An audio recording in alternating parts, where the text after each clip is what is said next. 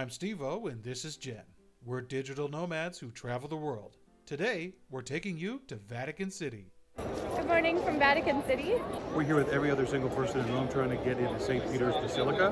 It is not even 8 a.m. and there are so many people here. I guess our first piece of advice is to get here maybe around 7 a.m. so you can get in line to get in. We looked it up online. It said it opened up at 7, but nobody's moving. Nobody's getting in, and it's about 7:45 right now. But we just talked to a nice police officer who told us there's another entrance. So we're going to walk around and see if that is open. We took the metro here. There's a stop that's maybe less than 800 meters away. Breakfast was really good. We did the traditional Italian breakfast of croissant and coffee. And yeah, it was not too expensive, and we got it at a gelateria, so that was also fun. Yeah. But we abstained from getting breakfast gelato a little bit later. Which I'm still a little disappointed about. Yeah. I just asked the nice guard with a very big machine gun if this was the right way to go, and he said there is another entrance around the corner here, so that's where we're walking right now. Oh, this is a significantly better line. This is so much shorter. This is the end. This is the whole line. Fun Pope update. So apparently Il Papo is coming to Papi? Apparently the Pope is here to give a mass sometime this afternoon. It is an all-hands-on-deck Catholic-thon. Usually the Basilica opens up at 7 a.m., but today they're going to let us in at 8:30. Glad we got over here when we did, because the line is so long now. It's happening! Yeah. We made it! They let us in. Wow, it's only 8:20, so we got in a little earlier than expected. Don't let anybody in here. Holy moly, and there's not that many people, so let's go quick. Vatican City is a country inside of Italy, but you don't need your passport to cross the border. In fact, you'll cross the border and not even realize it. It is the smallest independent state in the world in terms of area and population. The whole country is only 1 kilometer long and 0.85 kilometers wide, with an estimated population of 453. It's little. Though the papacy has controlled various lands and regions throughout the history of Italy and Catholicism, the separate state of Vatican City wasn't its own country until 1929. Despite being part of the itty-bitty country committee, Vatican City possesses some of the greatest works of art in the world inside of St. Peter's Basilica and the Vatican Museum. But more on that later. So you are allowed to bring a plastic bottle inside of St. Peter's Basilica, but they ask you to drink a little bit before you come in just to make sure it's nothing bad. And then there are fountains inside where you can fill up your bottle. St. Peter's Square is the giant circle in front of the Basilica. It was designed by Gian Lorenzo Bernini and constructed between 1656 and 1667. The obelisk at the center of the square is an honest-to-goodness ancient Egyptian artifact that has been in Rome since 37 AD and in St. Peter's Square since 1586. The obelisk is in the center of the square, and the pavement around it was built with the faces of the zodiac to make the entire square into one giant sundial. The nice Swiss guard behind us told us that at 2 o'clock you can go into the Basilica, but this is as far as you can go for now. I don't think that we're going to get in there today, so we'll have to come back tomorrow. We'll have to go back tomorrow. Oh, does we have to wake up early tomorrow? It does. But tomorrow is another normal day where the Basilica opens at 7 a.m., and that's apparently the best time to get here, so we'll try again tomorrow. Now we're off to our next stop in Vatican City, and maybe if we get there early, we can get in early too. Now we're walking along the walls toward the Vatican Museum. We actually do have tickets for this, and they are timed tickets. We bought them through Get Your Guide. Apparently, if you don't have timed tickets, the line is really, really long, so our timing is 10 a.m. and it's about 9:30 now. Our Get Your Guide tickets are also skip the line tickets, so that's why we're able to bypass this super long line right now, and I'm super grateful that we did that because this would probably take hours. Highly recommend using Get Your Guide to get those skip the line tickets. We'll leave a link for that in the description box. We literally just passed hundreds of people, and now we're just getting to walk right in. And they let us in early. Our tickets were 10 o'clock. It's 9:30, so...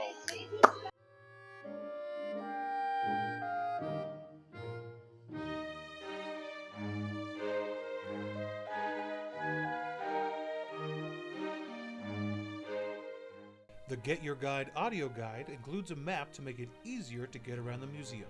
We'll take you around to show you what's inside.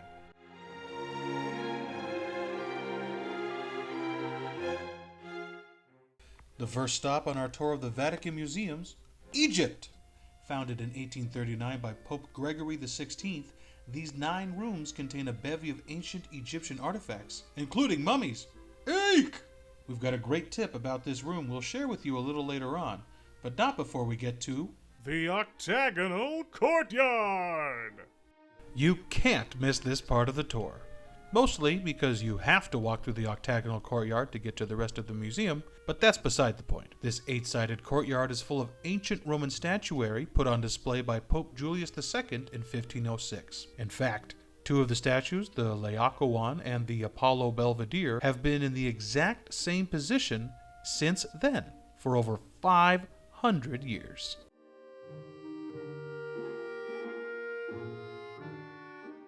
Also known as the Stone Zoo, the Hall of Animals was set up under Pope Pius VI with restored works of ancient art and new ones. Well, new as of the 1700s, that is. Animals, both real and fantastical, are on display in a variety of different colored marble. As you walk through this magnificent display of art, take a second and consider the lobster.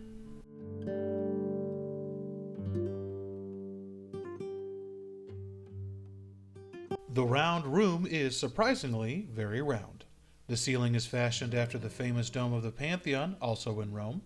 The mosaic floor, depicting a story from the Battle of the Centaurs, comes from a 3rd century bathhouse and was moved piece by piece to the Vatican Museum in the 18th century. The red giant bathtub-looking thing in the center of the room is in fact a bathtub. Made for the Emperor Nero, of Fiddling While Rome Burned fame, this 13-meter bathtub, made of a precious stone called red porphyry, was made in 64 AD.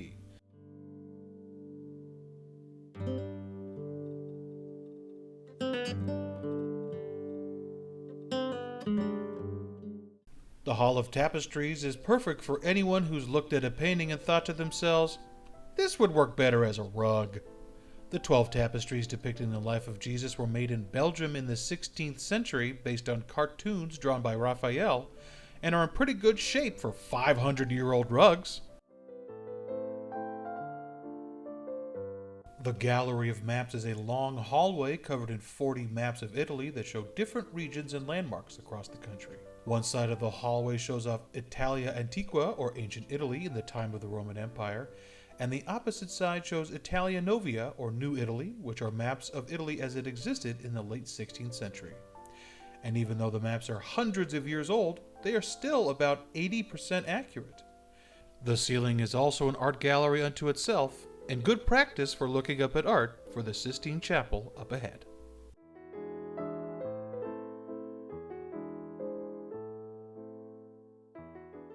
The 4 Raphael Rooms are an unbelievable collection of art created by, you guessed it, Raphael. The frescoed walls are some of the greatest art to come out of the High Renaissance, on par with Michelangelo's Sistine Chapel. In the 3rd room, the Room of the Signatura, you will find one of the most famous works of art in the world, the School of Athens. This fresco is full of symbolism and important figures from philosophy. See if you could find Aristotle. Hint, he's the one on the right.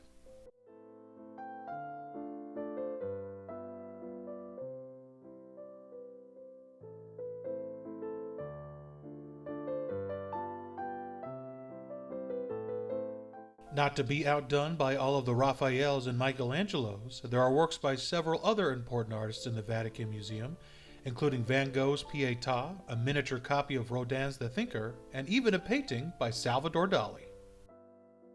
Hey, when I get my CVS receipt at my right, ladies. You are not allowed to film or take pictures inside the Sistine Chapel for reasons that really aren't all that interesting. What is interesting is the sheer amount of artwork adorning every single square inch of the space. Built between 1473 and 1481, the Sistine Chapel takes its name from Pope Sixtus IV. Michelangelo painted the ceiling of the chapel between 1508 and 1512, then took a break and came back in 1535 to paint the unbelievably huge The Last Judgment on the chapel wall.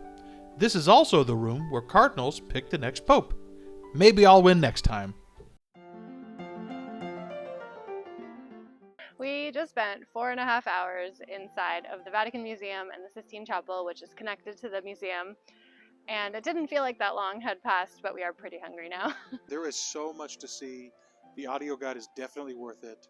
Oh my God. We saw a lot of folks on guided tours, but then you have to go at that pace, and we really took our time. Some advice we'd have if you're going to come to the Vatican Museum, there is a ton to see, and we kind of took our time at the beginning where we maybe shouldn't have. Like, we spent too much time in the first room, which is the Egyptian room. It's very cool, but looking back, that was not the best part. The museum gets really interesting around the geography room, where it's just a hallway of maps from the 1600s. That was probably the first whoa moment. There is a shortcut that lets you cut over to the Sistine Chapel. Do not take it, because the section between the maps room and the Sistine Chapel was our favorite. Oh, by far. It was incredible frescoes by Michelangelo, Raphael, and the explanations of them from Get Your Guide were so good. You really understood what you were looking at.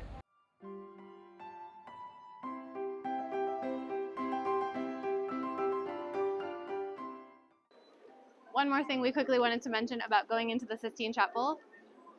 You need to cover up your slutty knees and your whorish shoulders. Yes, shoulders and knees for men and women need to be covered. So just make sure what you're wearing is that. And I just brought a cardigan to go over my sleeveless shirt, and that was fine. You can't put that on the internet.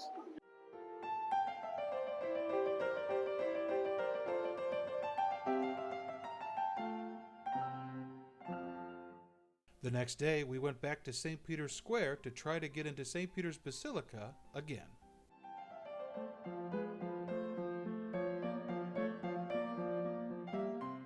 Whoa, we just beat the crowds. Lots of tour groups, very lucky. Get here before 8 if you can. And even if you can't, get here before 8. It's raining.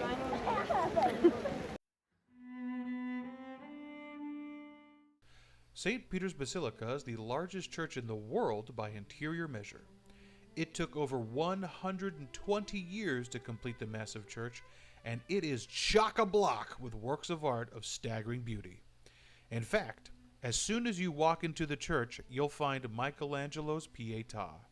It's one of the most beautiful and most famous works of art in the world, and that's where you start.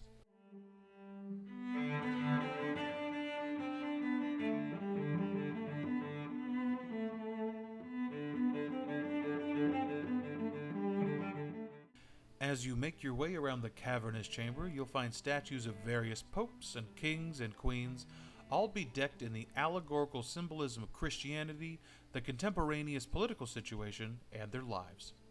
Every single statue is smothered in symbolism that is not obvious to the untrained eye. Luckily, we had an audio guide that we got through Get Your Guide to explain the minutiae of everything we were seeing. These golden manhole-looking thingies are actually air vents for the crypts of the various popes, kings, queens, saints, and other fancy dead people below.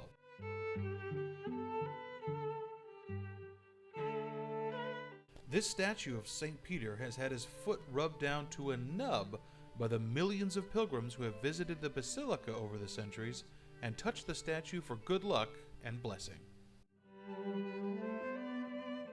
Even though the church is essentially a museum to Catholicism's greatest hits, it is still a functioning church as well, and you can attend a Mass here.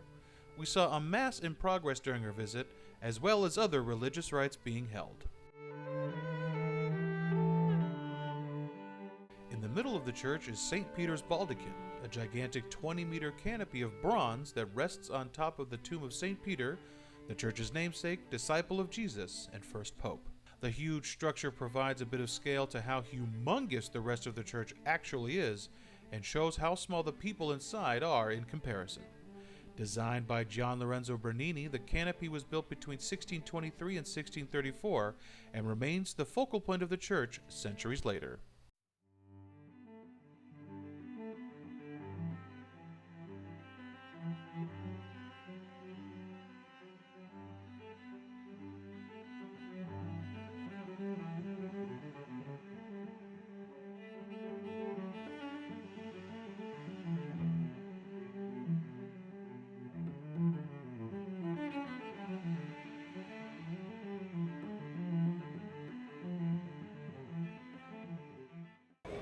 Wow. Bro. That was so incredible, so worth waking up for. I'm so glad we got here at 8 o'clock because it got so much more crowded as the time went on. There are so many people here. So we arrived around 8, it's now 10 o'clock, so it took us about 2 hours between getting in the line and through security and then going all around the temple. By temple, I mean church. It's a temple. You could be in there all day if you wanted to know what everything was.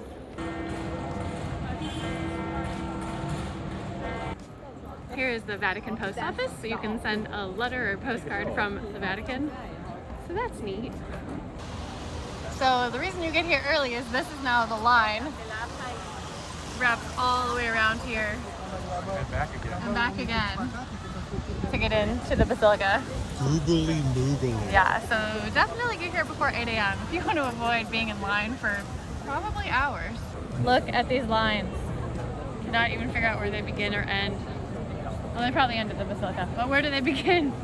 This is nuts. It was so worth coming back another day to see St. Peter's Basilica. That was just incredible. Steve and I aren't religious, but seeing Vatican City was truly an amazing experience, and getting to visit another country while here in Italy. Thank you so much for joining us today. If you want to see more of videos from Italy, check out this playlist right here. And we'll see you in the next video. Bye bye. Bloop.